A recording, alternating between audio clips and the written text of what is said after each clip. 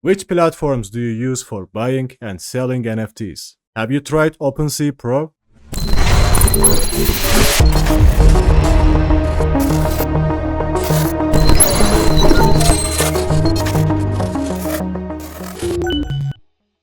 Hello coin engineers, welcome back to another video about NFTs. Today we will learn how and why to use the Opensea Pro version. You can always subscribe to our channel and join our Telegram group to keep up with these videos. As you know, Opensea is one of the largest and most popular NFT marketplaces. It is a decentralized platform that allows users to buy, sell, and trade digital assets such as digital art, collectibles, virtual real estate, and more. The platform supports various blockchain networks including Binance Smart Chain, Arbitrum, Avalanche, Optimism, and Polygon, which provides user access to a diverse selection of NFTs. One of the main benefits of Opensea is its user-friendly interface, which making it easy for beginners and experienced collectors to navigate the marketplace. Additionally, Opensea offers a range of features such as auctions, fixed-price listings, and instant sales, allowing users to choose the best way to buy or sell their NFTs. You can also learn more about Opensea from our NFT tutorials.